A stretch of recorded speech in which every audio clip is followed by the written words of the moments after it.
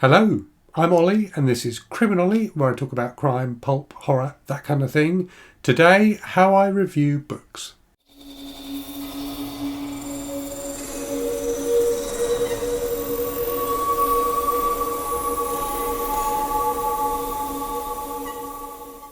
So I thought this might be something interesting to talk about on the channel, my personal approach to reviewing books. Obviously, everyone's approach is going to be different. Everyone's going to structure their reviews in a different way.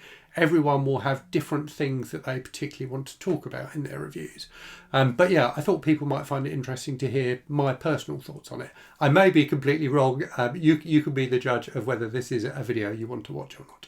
So it's probably worth prefacing all of this by saying that my history as a reviewer is that I started out writing like written reviews rather than doing video reviews. So I started out with a personal blog, and then also reviewing for a website called Sci-Fi and Scary, focusing on kind of horror fiction. And then after a while, I did start writing crime reviews for that website as well, and that that was my introduction to reviewing books, and taught me to kind of think about how I wanted to structure my reviews. And I think that's very much informed the way I review books on the channel. The structure I use to review books is identical to the structure I used when I was writing reviews. And that is basically give a headline at the start as to whether you thought it was a good book or not, talk a little bit about the plot, and then talk about why you think it's a good book, what you think the author did well, and then wrap up at the end with some brief final thoughts. And I think if you watch any of my review videos, pretty much that's the structure of them. The other thing I wanted to reflect on or talk about is I think for me, whilst book review videos don't make up the majority of the videos I put up, I put up a load of different sorts of videos all about the theme of books, but I typically only do one book review a week. But I do pretty religiously do one book review a week. I think those review videos are kind of the heart of the channel. I think people come to the channel for recommendations about books they might want to read, and it's the review videos where they can really understand if this is a book for them or not. I might talk about a book in a weekly wrap up or a top 10 video or something like that, but I'll talk about it quite briefly. It's in the review videos I dig into the books a bit more deeply.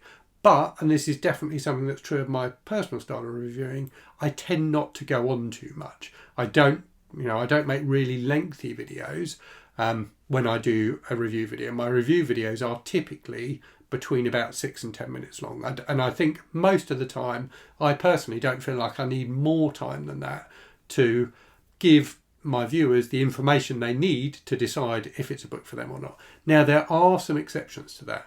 There are some review videos I've made which were much longer. And weirdly, those are the review videos that are the most successful ones.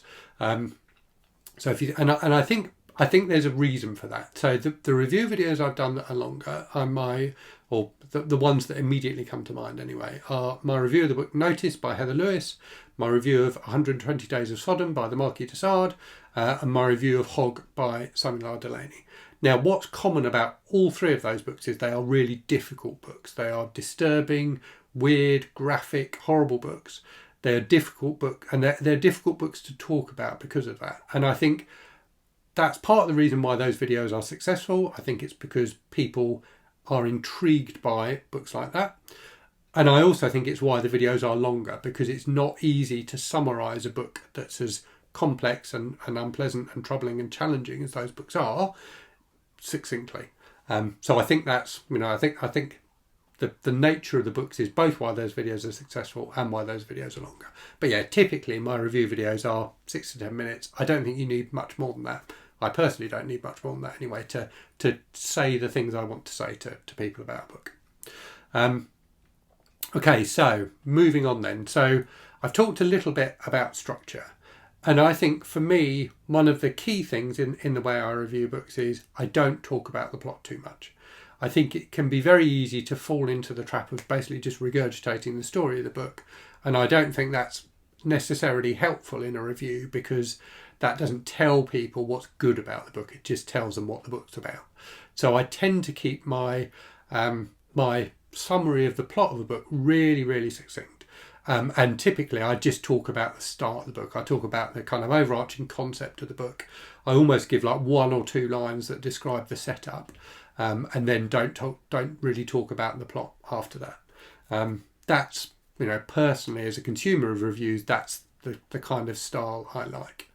And if you want to know, more about the plot of the book, it's really easy to find that online by, just looking at the blurb on Amazon or, another bookseller's website or Goodreads or whatever. What I do though is I do provide in the descriptions to my review videos more information about the book.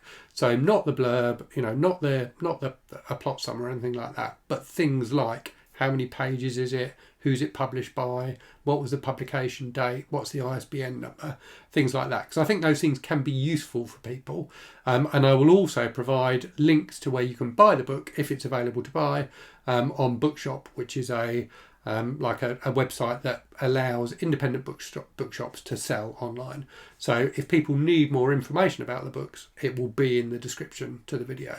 But those aren't things that I would want to, you're not going to want to reel off the ISBN number for a book in a video, but it's useful information, so I put it in the description. And then the other part that's really, really important of that whole thing about the plot is my reviews, unless it's very, very explicitly stated, won't have spoilers in.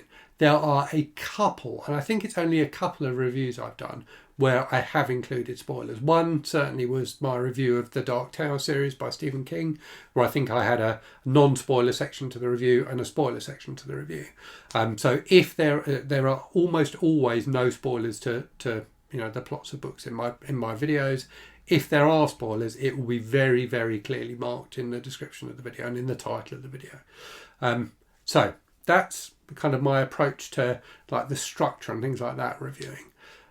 In terms of what I actually say in the videos, as I said, what I try and focus on is what I liked about the book, what I thought the author did well, and maybe the kind of readers I think the book will appeal to. If I am someone who hasn't enjoyed the book, the thing I try really hard to do is to use an English phrase is not piss on other people's chips. So I recognise that my review of a book is my review of the book. It's my opinion of the book. And people who've watched the channel, for a length of time will come to understand the kind of books I like and the overlaps that there are between my taste in books and their taste in books. So they are likely to know if I say, something praising a particular type of book, and it's a type of book where they know their tastes overlap with mine, then they're probably going to like that book. What I don't tend to say in my reviews is declaratively, this is a bad book. I don't like that in reviews, because I think your taste in books, the kind of books you like, varies massively from person to person. And something that one reader might think is awful in a book might completely turn them off that book and make it unreadable for them. Another reader might just not notice at all. And I've certainly had that myself with reviews I've read of books where the reviewer there's been one particular thing about that book that they really thought spoiled the book for them, and I haven't even noticed it when I've read the book. So everybody's tastes are different. What I try to do in my reviews is say why I like the book, what I thought was good about the book. But if I didn't like a book, I don't go out of my way to say that I don't think other people should like it either. Everyone's tastes are different. Everyone is going to enjoy different books.